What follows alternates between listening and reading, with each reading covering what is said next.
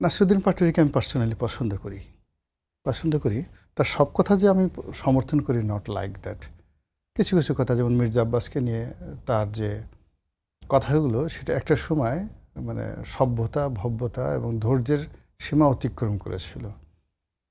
কিন্তু যে অভিযোগগুলো তিনি তুলেছিলেন মির্জা আব্বাসের বিরুদ্ধে, এই অভিযোগগুলো নতুন নয়।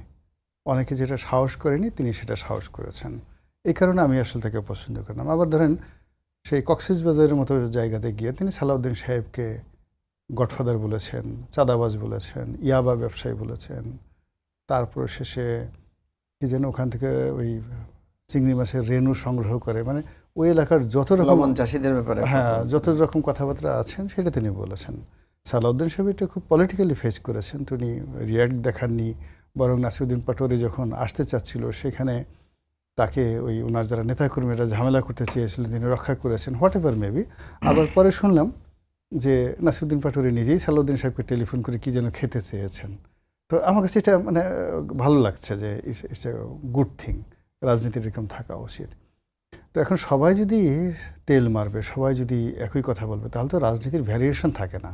রাজনীতির মধ্যে নাহিদ এক ধরনের যোগ্যতা আছে, তারপরে নাসিরুদ্দিন পাটোয়ারির এক ধরনের যোগ্যতা আছে, তারপরে হাসনাত আবদুল্লাহ, এভরিথিং, আক্তার, মানে সবার এটা, এরা তো বিপ্লবী, সবারই একটা নিউ ডাইমেনশন আছে। এখানে আমি আছি, মঞ্জু সাহেব আছেন। আমরা নিজেরা বুঝতে পারি যে 2024 সনের জানুয়ারি থেকে বেশি দূরে যাওয়ার দরকার না। জানুয়ারি থেকে জুন জুলাই পর্যন্ত আমরা কি দুর্বিষহ অবস্থার মধ্যে ছিলাম।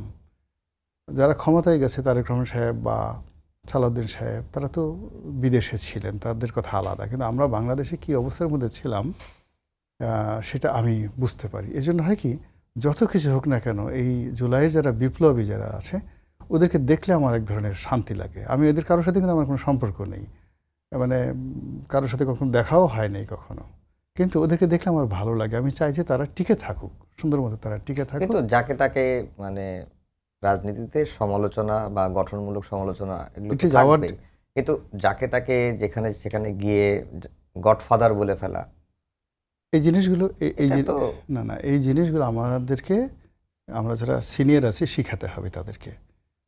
এগুলিকে হুইপিং বলে। এর কারণ হলো ওদের যে বয়স, ওরা যে জিনিসগুলো দেখে, মানে ঘটনা তো ওরা মিথ্যা বলে না। আপনি যা বলছে, আপনি হয়তো এইভাবে বলা ঠিক হচ্ছে না। আপনার আসলে একটা জিনিস হলো কি, রুমের মধ্যে নিয়ে আপনার গালের উপর কষাই দুটা চল বসানো দরকার। এখন ভদ্রলোক মানুষ যারা কী করে, যে না এটা সম্মানিত মানুষ, এটা চল এইভাবে মারবো কেন, বরং একটু রুমের মধ্যে নিয়ে কানটা মলে দিই বা চলটা দিয়ে দিই, বা এটা বলি তোমাকে কিন্তু আমরা চল দিব। কিন্তু ইয়াং যারা আছে তারা কিন্তু ওটা বোঝে না, ওরা মনে করে এটা। তো এখন নাসিরুদ্দিন পাটোয়ারিদের বা ওদের যে বয়স, ওরা সব কিছু খুব মানে আলোর মতো সরল দেখে। আলো কিন্তু বাঁকা পথে যেতে পারে না, সরল দেখে। ওরা দেখে যে আরে আন্দোলন করলাম আমরা, ডিম খায় আর একজনে, ক্ষমতায় যাবো আমরা, মানে ডিম পাড়ে রাজহাঁসে, খায় বাঘ ঢাসে।